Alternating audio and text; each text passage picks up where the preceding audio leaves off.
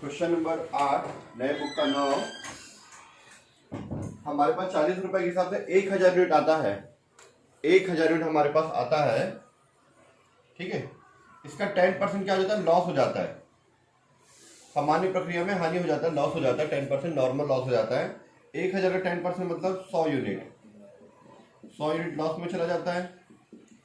तो बनना कितना चाहिए हमारे पास? 900 यूनिट बनके तैयार होना चाहिए। 900 यूनिट्स बनके तैयार होना चाहिए, पर बना कितना है? 920। तो 20 यूनिट प्लस में है, ज्यादा बना है, तो इसको बोलते हैं एबनॉर्मल गेन या इफेक्टिवनेस। एबनॉर्मल गेन या नॉर्मल इफेक्टिवनेस। गेन का मतलब होता है कमाई या एक्स्ट्रा अर्निंग, है ना। इफेक्टिवनेस का मतलब होता है मेहनत करने की वजह से हमारा वो 20 यूनिट ज्यादा बन गया। हमको पता है कि 1000 यूनिट अगर डालते हैं तो उसका 10% तो लॉस होगा ही, 900 बन के तैयार होगा। अगर कम बनता है 900 से भी कम तो एबनॉर्मल लॉस। ज्यादा बनता है अंदाजा से, हमारा अंदाजा कितना है कि 900 बनेगा। अंदाजा से अगर ज्यादा बनता है, हमारा जो एस्टिमेट है, जो अनुमान है, ठीक है, एस्टिमेट से अगर ज्यादा बन गया तो एबनॉर्मल गेन या एबनॉर्मल इफेक्टिवनेस बोलते हैं। मतलब हम लोग क्या किए, ज्यादा अच्छे से मेहनत कर रहे हैं, जो क्वालिटी खराब हो रही थी, जो चीजें खराब हो रही थी हमेशा उस पर भी थोड़ा ध्यान दिए, तो क्या हुआ, जो 100 यूनिट जो खराब हो रहा था उसमें हम लोग 20 यूनिट अच्छा कर लिए। मतलब जो खराब हमारा 100 यूनिट होने वाला था उसमें 20 यूनिट को हम लोग क्या कर लिए, बचा लिए खराब होने से। वो हमारे मेहनत की वजह से, इसीलिए उसको बोलते हैं इफेक्टिवनेस, ठीक है। ये चीजें इसमें क्वेश्चन नंबर 8 में है। इसमें प्रोसेस का नाम सिर्फ एक ही प्रोसेस दिया है और कुछ तो दिया नहीं है इसमें, है ना। एक प्रक्रिया खत्म बनाइए बोला है, ठीक है। इंग्लिश में, हिंदी में, इंग्लिश में बोला प्रोसेस 1 अकाउंट, ठीक। Process 1 account.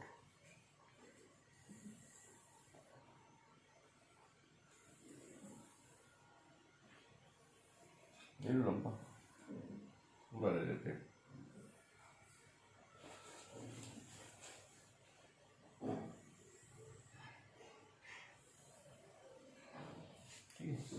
डेबिट साइड का पार्टिकुलर्स, यूनिट्स, अमाउंट। इसी तरह से क्रेडिट साइड का पार्टिकुलर और यूनिट्स, पार्टिकुलर, यूनिट्स, अमाउंट। ये क्रेडिट साइड का, ठीक है। प्रोसेस 1 अकाउंट और प्रोसेस 2 अकाउंट, ठीक है। थोड़ा सा चेंज करते हैं diagram,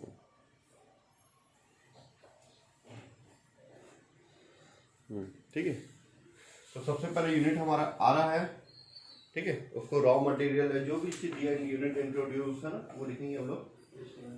1000 unit at ₹40 per unit were introduce in process 1, ठीक है।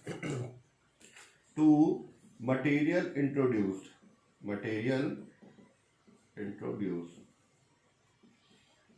ठीक है, at the rate of ₹40 per unit, ठीक है। एट द रेट ऑफ ₹40 लिखो तो भी चलेगा, पर यूनिट लिखने की जरूरत नहीं है, ठीक है। 1000 यूनिट आ रहा है, 40 रुपए के हिसाब से 40,000 रुपए, क्लियर। नेक्स्ट लिखते हैं हम आगे। उसके बाद हमारा लग रहा है लेबर कॉस्ट 5000, मटेरियल अलग से लग रहा है, छोटा मोटा जो भी होगा 20,000, और प्रोडक्शन ओवरहेड दिया 3500, ठीक है। तो लेबर कॉस्ट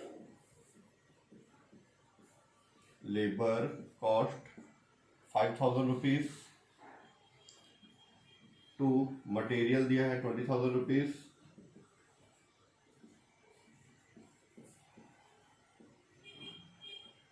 ठीक है।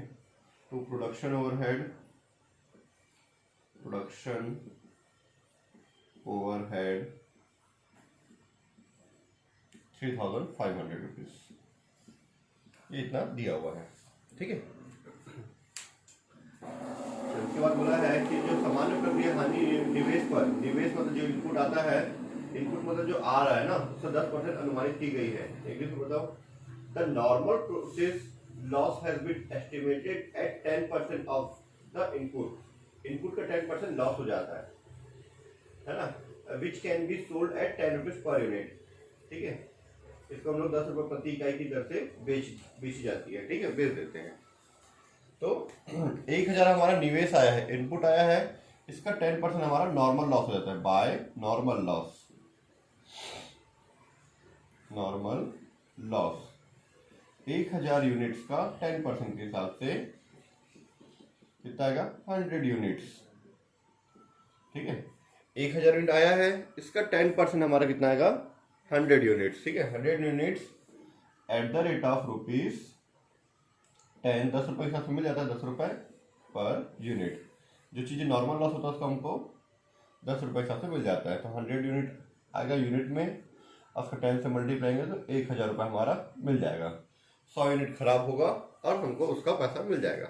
ठीक है, उसके बाद आगे देखते हैं, वास्तविक उत्पादन 920 यूनिट इकाइयाँ था। ठीक है, actual production was 920 units, 920 units. 1000 में 100 माइनस करने के बाद यहाँ पे 900 बनना चाहिए, पर बना कितना है, 920, 20 यूनिट ज्यादा बना है। ठीक है, बाय प्रोसेस 1 है तो नेक्स्ट प्रोसेस में ट्रांसफर होगा, बाय प्रोसेस 2 है ना, by transfer to process 2 account.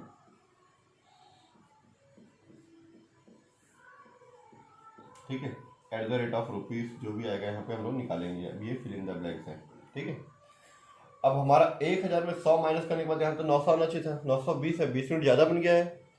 अगर यहाँ पे बनना होता 850 तो 50 यूनिट यहाँ पे कम होता, तब जाके इधर भी 1000 आता, इधर भी 1000 आता। ठीक है, और यहाँ बना कितना है, 920। अगर मैं इस साइड पे टोटल करूँ तो इधर आ रहा है 1020 आ रहा है। ठीक है, चलो मैं इधर का टोटल कर देता हूँ, कितना आ रहा है, 1020 आ रहा है, जबकि इधर कितना आ रहा है, 1000। मतलब 20 यूनिट यहाँ पे ज़्यादा बना है, तो 20 यूनिट का यहाँ पे लिखेंगे, 20 यूनिट्स का यहाँ पे टू एबनॉर्मल इफेक्टिवनेस। ठीक है, इफेक्टिवनेस अकाउंट। ठीक है, at the rate of rupees, इसका रुपीज कितना आएगा, ये जो यहाँ पे आएगा, जो हमारा वर्किंग नोट से आएगा। ठीक है,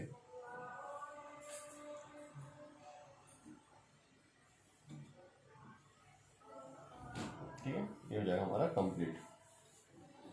ठीक,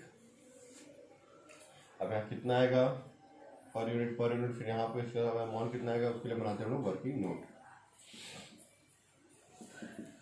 working note, cost per unit. Cost per unit में एबनॉर्मल वाले को नहीं लेते हैं ना, एबनॉर्मल वाले को नहीं लेते हैं। ठीक है, 40,000 5 20 और इसको ऐड कर दो तो हो जाएगा 60, 65 और 68 500 ये आ रहा है। ठीक है, और 1020। ठीक है, एबनॉर्मल वाले को नहीं लेते बताया मैं, तो 68 500 कितना लेंगे, डिवाइड में 1000। ठीक है, 1000 लिए, इसमें माइनस करेंगे नॉर्मल वाला। नॉर्मल का कितना यूनिट था, 100 यूनिट। कितना पैसा है 100 यूनिट का, 1000। 1000 माइनस करेंगे यहाँ पे, इसमें इसको माइनस हो तो 67 500 डिवाइड बाई 900 यूनिट। ठीक है, 2 0 से 2 0 कट जाएगा, 9 से डिवाइड कर दो उसको, 63 और 75 रुपीज़ आ रहा है ना, 75 रुपीज़ आ रहा है। तो यहाँ पे भी 75 और यहाँ पे भी 75। पर यूनिट लिखने की इच्छा है तो लिख सकते हो ऐसे, पर यूनिट, जरूरत नहीं है तो मत लिखना, पर यूनिट। अब मैं यहाँ पे पर यूनिट्स नहीं लिख सकता ना, पहले वो यूनिट्स लिख देते हैं, या जहाँ पे यूनिट्स लिखे वहाँ पे यूनिट लिखते हैं। वहाँ 1 यूनिट की बात कर रहा है, पर मतलब 1 यूनिट की बात करें तो यहाँ पे यूनिट आएगा, और हम यहाँ पे यूनिट्स इसलिए लिखेंगे क्योंकि यहाँ पे जितने भी हैं 1 यूनिट से वहाँ से जितने भी बन रहा है उतना आ रहा है। ठीक है, ये 75 पर यूनिट आ गया, तो 20 को मैं 75 से मल्टीप्लाई करूँ तो 1500। वैसे 920 को मैं 75 से अगर मल्टीप्लाई करता हूँ मेरा कितना आएगा, 69,000 रुपीज़ आ जाएगा। ठीक है, यह आ गया मेरा 69,000 रुपीज़। इसको ऐड करूँगा मैं तो ये हो जाएगा 70,000 रुपीज़, और यहाँ पे मेरा आ जाएगा 70,000 रुपीज़। ठीक है, अगर आप नॉर्मल इफेक्टिवनेस आ रहा तो इसका टोटल मत करना, इसका टोटल करके सिर्फ यहाँ लिखना। ठीक है, मेरे पास मिटाने का ऑप्शन तो मैं मिटाया, वो बताने के लिए था। ठीक है, कि इसका टोटल करके यहाँ लिखते हैं। अब नॉर्मल इफेक्टिवनेस का यहाँ पे या नॉर्मल लॉस का यहाँ पे नहीं आता वर्किंग नोट में, उससे पहले जो प्लस माइनस हुआ रहता है उसको लेते हैं। ठीक है, ये था क्वेश्चन नंबर 8 हमारा कंप्लीट। सिर्फ एक ही प्रोसेस बनाने बोला था, क्योंकि बन गया। ठीक है, आंसर आ गया इसका। ठीक है, नेक्स्ट प्रोसेस में नहीं आता, एक ही प्रोसेस बन के तैयार था बस। उसको हम लोग लिखेंगे फिनिश्ड गुड्स लिख देंगे। ठीक है, ट्रांसफर टू प्रोसेस 2 की जगह में, क्योंकि प्रोसेस 2 में नेक्स्ट प्रोसेस में ट्रांसफर करने बोला नहीं है, तो उसको मैं लिख देता हूँ ट्रांसफर टू फिनिश्ड गुड्स या फिर finished stock, finished stock account eight the rate of ₹75 per unit.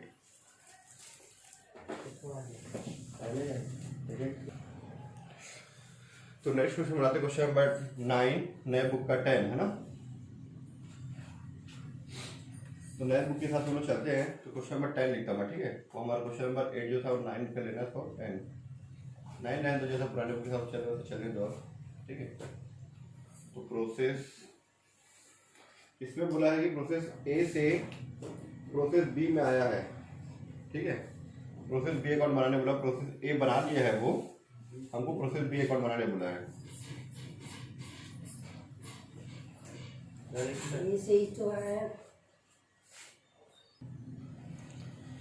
Process B account. ठीक है, अभी तो बहुत जगह पे ले लेते हैं।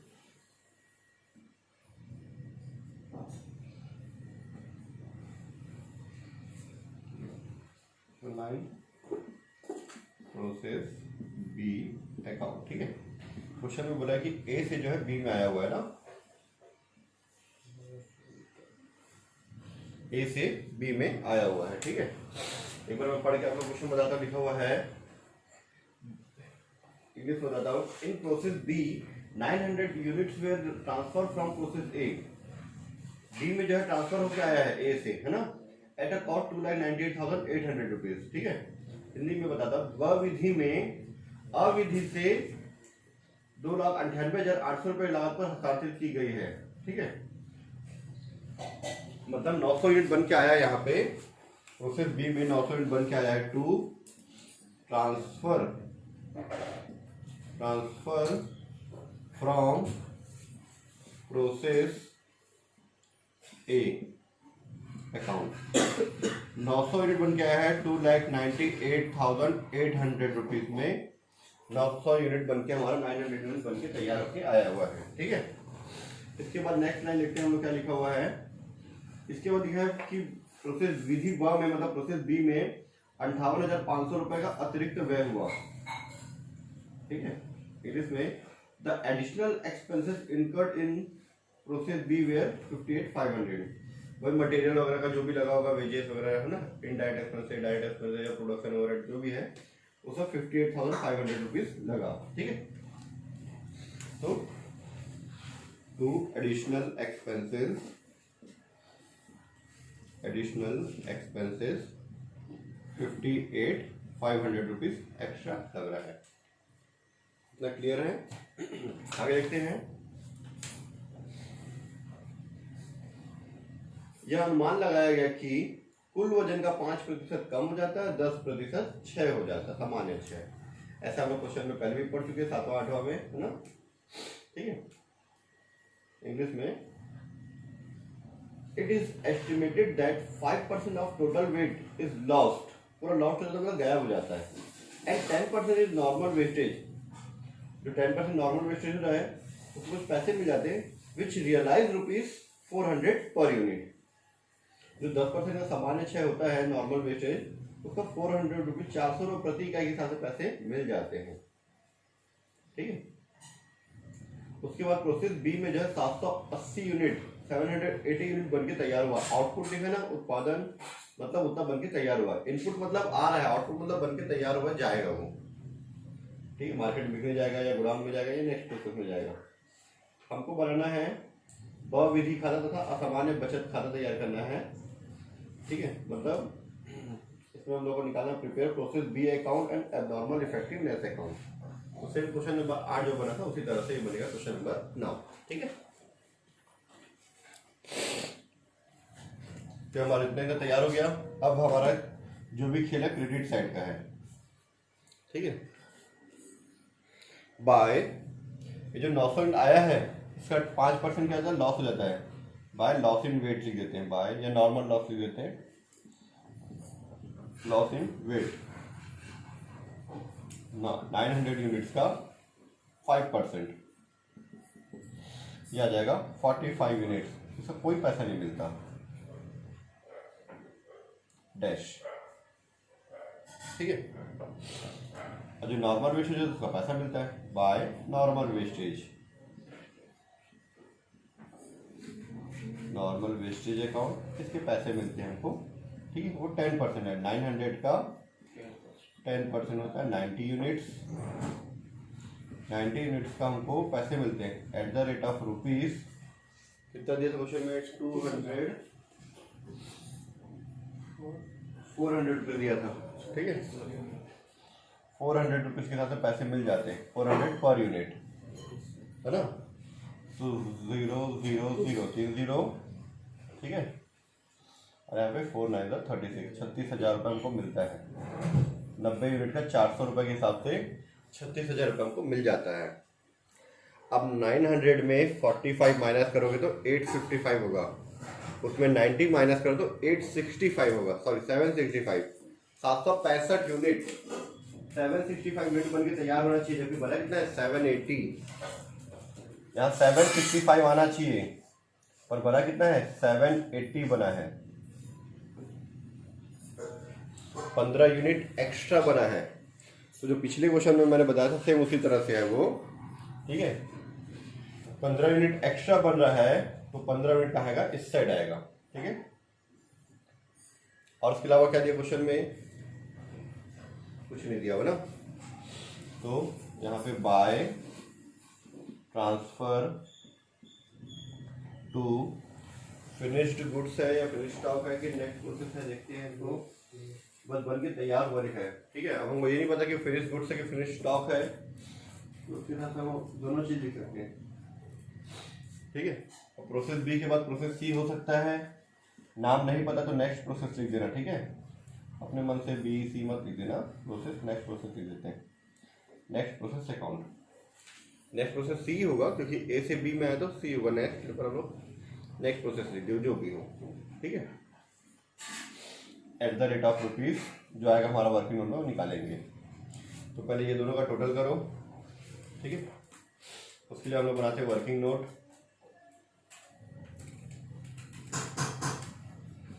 वर्किंग नोट,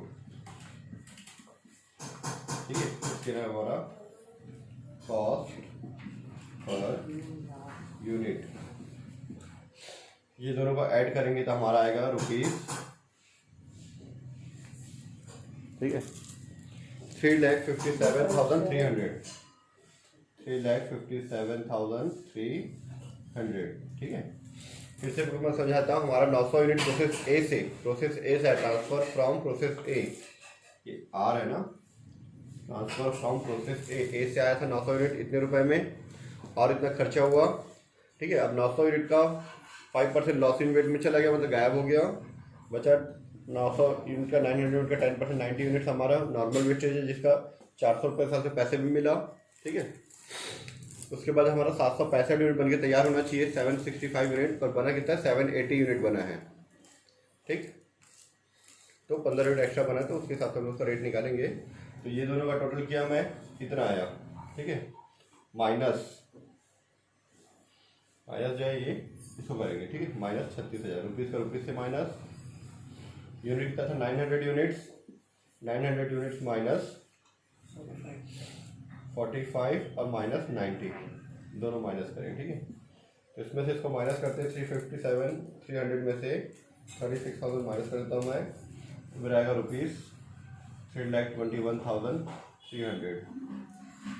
ठीक है, डिवाइड में 765 यूनिट्स। ठीक है, इसमें से इसको माइनस कर 765 आएगा, डिवाइड कर दो 765 से, ये जो है 420 रुपये पर यूनिट, 420 पर यूनिट। एक बार चेक कर लेते हैं आया कि नहीं आया हमारा। आ गया 420 पर यूनिट आ गया। ठीक है, मतलब नॉर्मल वेस्टेज से अच्छा पैसा मिल गया 400 रुपये। ठीक है,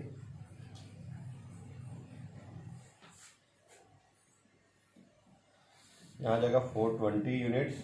ठीक है, अब इसको ऐड करने के बाद यहाँ पे बन रहा है 915 यूनिट, 950 यहाँ पे 15 यूनिट एक्स्ट्रा आएगा। वो ऐड कर लेते हैं 780 और 91, 870 और 45। ठीक है, 15 यूनिट एक्स्ट्रा बना तो पीछे 2 एबनॉर्मल इफेक्टिवनेस।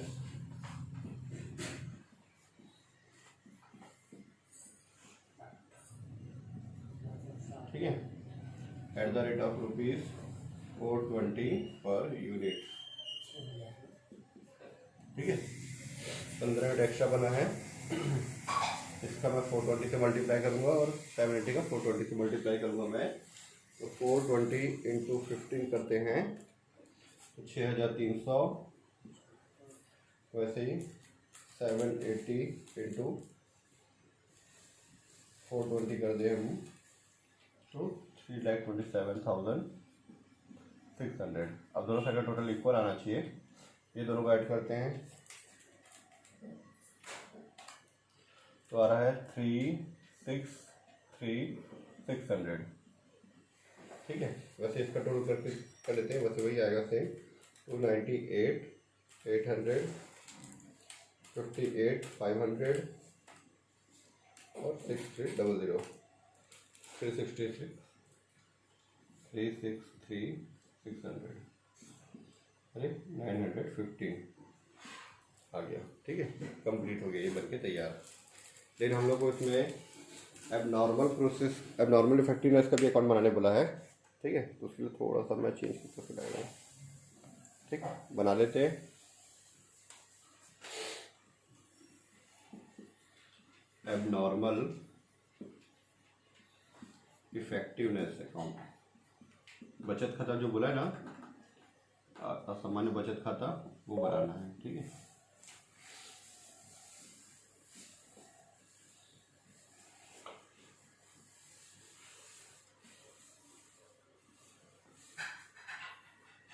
ठीक है,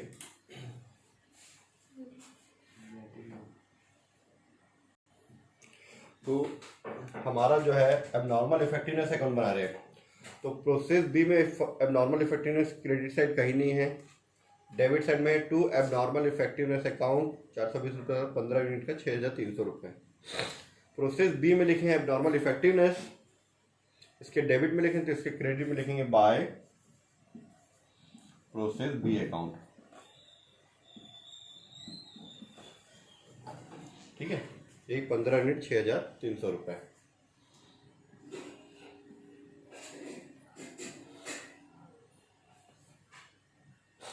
ये एबनॉर्मल इफेक्टिवनेस कहाँ से आया?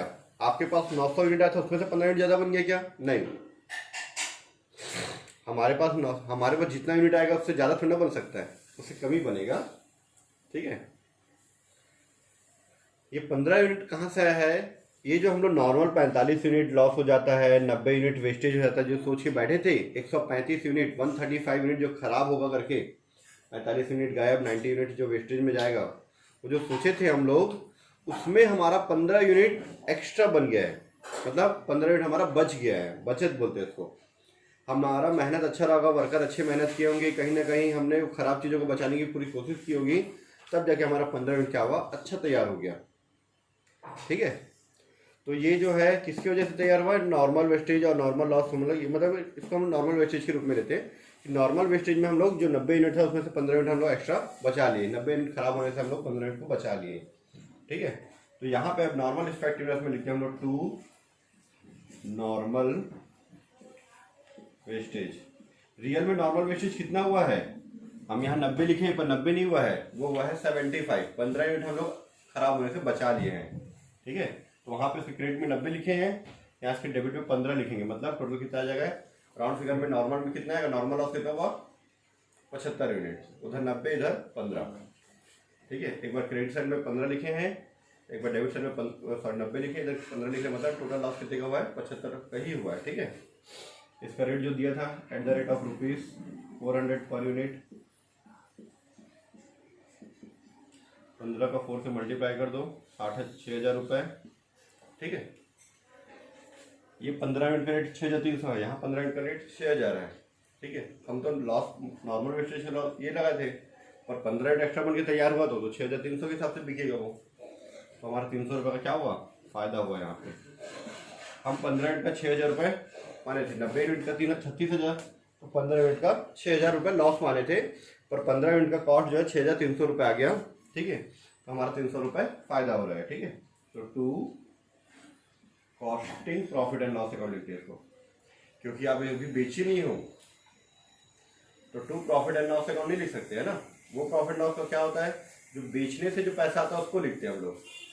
ये आपका कॉस्ट में कमी आ रहा है उसको लिख रहे हैं, तो उसको लिखते हैं costing profit and loss account. 300 unit total कर दो 15, 6,300, ठीक है। यहाँ पे भी सेम वही 15 और 6,300, कॉलम हमारा वही रहेगा, particular unit amount, particular unit amount, ठीक है। ये था पुराने बुक का क्वेश्चन नंबर 9, नए बुक का क्वेश्चन नंबर 10 कंप्लीट।